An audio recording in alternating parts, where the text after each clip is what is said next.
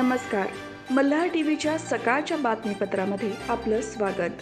पनवेल महापालिकेच्या आयुक्तपदी मंगेश चितळे यांची नियुक्ती नगरविकास विभागाकडून करण्यात आली आहे. कल्याण डोंबिवली महानगरपालिकेच्या अतिरिक्त आयुक्त या पदावर कार्यरत असणारे मंगेश चितळे यांची महाराष्ट्र शासन नगरविकास विभागाच्या शासनाच्या उपसचिव प्रियांका कुलकर्णी छापवाले यांनी पनवेल महानगरपालिका अधिनियमनाच्या कलम 36 नुसार आयुक्तपदी नियुक्ती केली आहे. यापूर्वी सुद्धा ते पनवेल नगर परिषदेच्या मुख्याधिकारीपदी कार्यरत होते. तसेच काही कालावधीसाठी त्यांनी पनवेल महापालिकेच्या उपायुक्त पदाचा कार्यभार सांभाळला आहे. त्यामुळे त्यांना पनवेलच्या राजकीय आणि भौगोलिक परिस्थितीची पूर्ण माहिती असलेले आयुक्त असणार आहेत.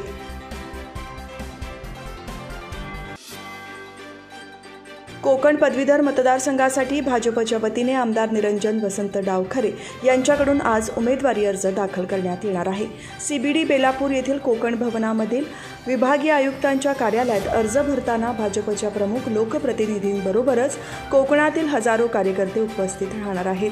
कोकण पदवीधर मतदारसंघाचे प्रतिनिधित्व भाजपचे निरंजन डावखरे यांच्याकडून केले जात आहे.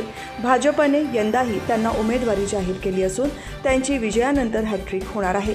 त्या दृष्टिकोनातून भाजपकडून कोकण पदवीधर मतदारसंघात मोर्चे बांधणी करण्यात आली आहे. आतापर्यंत 2,14,000 मतदारांची नोंदणी झाली असून भाजपकडून शहरांबरोबरच गावागावांमध्ये संपर्क साधण्यात येत आहे. कोकण विभागीय आयुक्तांच्या कोकण भवन येथील कार्यालयात निरंजन डावखरे यांच्याकडून आज उमेदवारी अर्ज दाखल करण्यात येणार आहे. यावेळी भाजपचे लोकप्रतिनिधी, पदाधिकारी आणि कोकणातील हजारो कार्यकर्ते उपस्थित राहणार आहेत.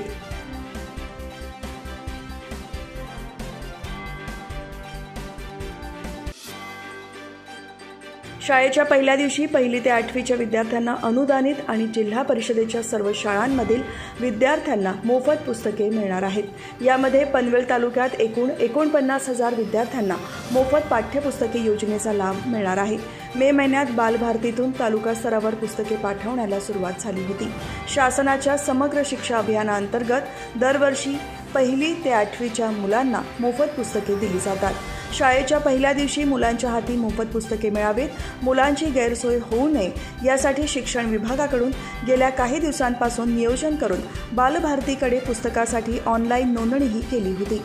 शाळांनी भरलेल्या UDIS डाटानुसार इयत्ता 1ली ते 5वीपर्यंत 40,000 विद्यार्थी, 5वी ते 8वीपर्यंत विद्यार्थ्यांची ऑनलाईन नोंदणी करण्यात आली. त्यानुसार शाळांना मागणीनुसार पाठ्यपुस्तकांचे वितरण होत आहे.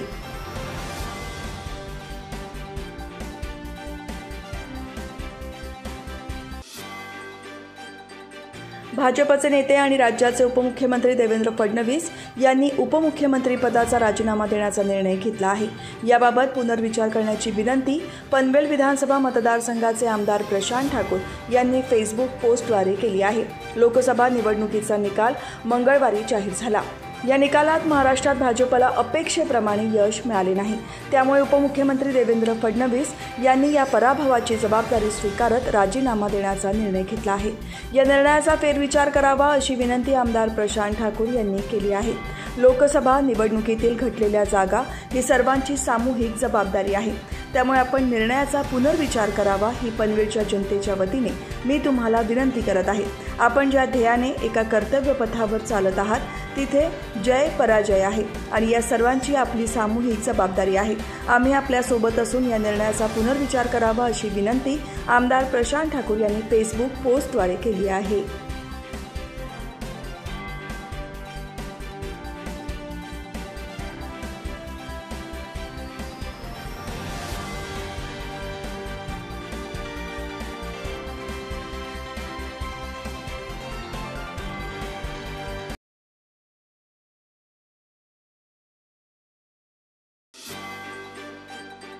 मान्सूनने कोकणचा दरवाजा ठोठावताच बळीराजाची भात पेरणीसाठी धांदल उडाली आहे. काही शेतकऱ्यांनी धूळ वाफे पेरणीवर भर दिला आहे.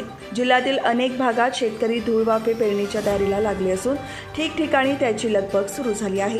त्यामुळे शेत शिवारे गजबजलेली दिसून येत आहेत. रायगड जिल्ह्यामध्ये 98,000हून अधिक भात लागवडीचे क्षेत्र आहे. यंदा पावसाचे प्रमाण अधिक असून मान्सून वेळेवर दाखल होणार असल्याचे हवामान विभागाने आधीच स्पष्ट केले आहे. त्यामुळे खरीप हंगामातील पेरणीसाठी सध्या जिल्ह्यात खरीपामध्ये प्रामुख्याने भाताचे क्षेत्र अधिक असल्याने भाताची लागवड केली जाते। दरम्यान शेतकऱ्यांना भात बियाणे वेळेवर उपलब्ध व्हावीत यासाठी जिल्ह्यातील कृषी सेवा केंद्रांमध्ये भात बियाणे विक्रीसाठी ठेवण्यात आली आहेत। बियाणे खरेदीला शेतकऱ्यांकडून सुरुवात झाली आहे। दरम्यान अद्यापपर्यंत पेरणी योग्य पाऊस पडलेला नाही। मात्र पावसाला सुरुवात होण्याअगोदर धूळ वाफे पेरणी केली असता भाताची उगवणी चांगली होते असे शेतकऱ्यांचे म्हणणे आहे। त्यामुळे भात पेरणीसाठी धांदल सुरू आहे। सध्या बळीराजा सहकुटुंब शेत शिवारात पेरणीच्या कामात मग्न असल्याचे दिसून येत आहे। पावसाळी काळात प्रशासनाने आपत्ती व्यवस्थापन आराखडा जाहीर केला असून 3 गावे दरडग्रस्त तर 15 गावांना अतिवृष्टीमुळे पुराचा धोका आहे। उरण तालुक्यात एकूण 62 गावे आणि 35 ग्रामपंचायती आहेत। पावसाळ्यात येणाऱ्या आपत्तीचे निराकरण करण्यासाठी उरणचे प्रशासन सज्ज झाले आहे। यासाठी नियंत्रण कक्षही तयार केला आहे। उरण तालुका हा तिन्ही बाजूंनी समुद्राने वेढलेला असून आणि एका बाजूला डोंगर असल्यामुळे उरण तालुक्यात अतिवृष्टीत अनेक भागात पूरसदृश परिस्थिती निर्माण होते। उरण तहसील, उरण पोलीस ठाणे, स्थानिक स्वराज्य संस्था यांना देखील आपत्ती व्यवस्थापनासाठी सज्ज राहण्याचे आदेश दिले आहेत। तालुक्यातील नवघर, पुंडेगाव, पागोटे, बोकडविरा, भेंडखळ, बांधपाडा, चिरनेर, जासई, पौंडखार, बेलोंडाखार, चिर्ले, करळ, सोनारी, सावरखार आणि जसखार या 15 गावांना अतिवृष्टीत पुराचा धोका आहे। करंजा, मोरा, केगाव आणि नागाव या गावांना चक्रीवादळाचा सर्वाधिक धोका आहे। मोठ्या भरतीमुळे आवरे, कडापे, खोपटे, पाणजे या गावांना धोका संभवतो। पावसाळ्यात तसेच इतर वेळेस तालुक्यात कुठेही आपत्ती ओढवली तर अशा वेळेला कुणाशी संपर्क साधावा याची माहिती देखील या आराखड्यात देण्यात आली आहे।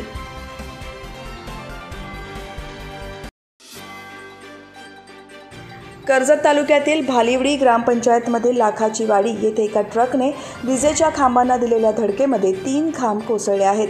सावळे गावाकडून येणारा हा ट्रकचे चुकीच्या चालवण्यामुळे कोसळलेले विजेचे खांब हे आदिवासी शेतकऱ्यांचे 4 घरांवर कोसळले आहे आणि अपघात झाला। या सर्व आदिवासी शेतकऱ्यांना शासनाने मदत द्यावी अशी सूचना आमदार महेंद्र थोरवे यांनी घटनास्थळी जाऊन पाहणी केल्यानंतर केली।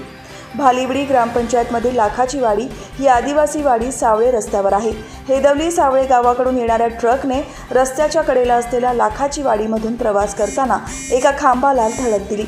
त्यानंतर विजेच्या तारा या त्या ट्रकला अडकल्या आणि त्यानंतर त्या ट्रक चालकाला त्याबाबत कोणतीही कल्पना आली नाही। त्यामुळे आदिवासी वाडीमधील 3 विजेचे खांब तारांसह कोसळले। मात्र ते सिमेंटचे असलेले खांब आदिवासी लोकांच्या घरावर कोसळले आणि त्यात आदिवासी शेतकऱ्यांच्या 4 घरांच्या भिंती कोसळल्या तसेच घरांचे छप्पर तुटणे नुकसान झाले होते। दरम्यान या भागात तुरळक पाऊस असल्यामुळे आदिवासी शेतकऱ्यांच्या कोसळलेल्या घरांवर छप्पर नसल्याने त्यांच्या घरातील जिन्नस देखील खराब झाले। या घटनेची माहिती मिळाल्यानंतर आमदार महेंद्र थोरवे यांनी लाखाची वाडी पोहोचत स्थानिक आदिवासी लोकांच्या घरांची पाहणी केली। त्यावेळी घटनेचे गांभीर्य लक्षात घेऊन आणि त्या आदिवासी बांधवांचे संसार उघड्यावर असल्याचे पाहून महावितरण कंपनीचे उपअभियंता प्रकाश देवके यांना तात्काळ लाखाची वाडी येथील विजेचे खांब उभे करण्याची कार्यवाही करण्याच्या सूचना दिल्या। कर्जत तालुक्यात पाणी जमिनीत मुरावे आणि पाण्याची भूजल क्षमता वाढावी यासाठी पाझर तलाव बांधण्यात आले आहेत। तालुक्यात बांधण्यात आलेल्या सर्व 10 पाझर तलावांमधील पाण्याने तळ गाठले आहे। त्यातील काही पाझर तलावांमध्ये 5 ते 10% पाणीसाठा उरला आहे।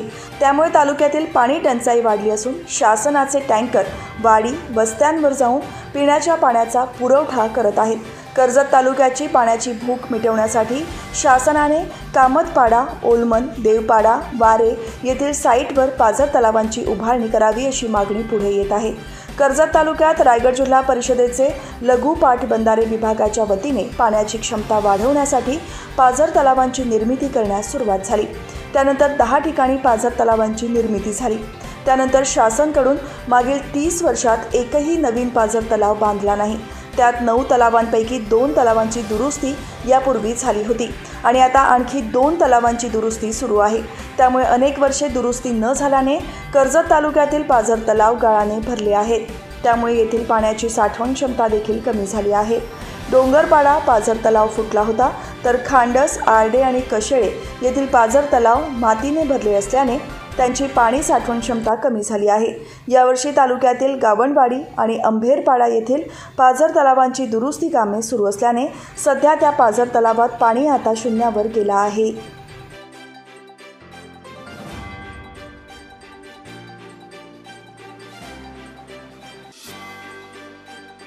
क्रांतीज्योत महिला विकास फाउंडेशनच्या माध्यमातून पोदी नंबर 2 या ठिकाणी पनवेल बार असोसिएशनचे अध्यक्ष ॲडव्होकेट मनोज भुजबळ, खांदेश्वर पोलीस स्टेशनचे वरिष्ठ पोलीस निरीक्षक चंद्रकांत लांडगे, माजी नगरसेवक तेजस कांडपिळे आणि पुरुषोत्तम भुजबळ या सर्वांच्या प्रमुख उपस्थितीत वृक्षारोपण करण्यात आले। सातत्याने सामाजिक कार्यामध्ये अग्रेसर असणाऱ्या क्रांतीज्योत महिला विकास फाउंडेशनच्या अध्यक्ष रुपाली शिंदे यांच्या माध्यमातून सामाजिक उपक्रम होत असतात। तसाच हा एक सामाजिक बांधिलकी म्हणून झाडे लावा झाडे जगवा प्रमाणे संगोपन करण्याचे काम फाउंडेशनच्या महिला या प्रत्येक वर्षी करत असून हा उपक्रम यावर्षी देखील उत्स्फूर्तपणे राबवत वृक्षारोपण करण्यात आले।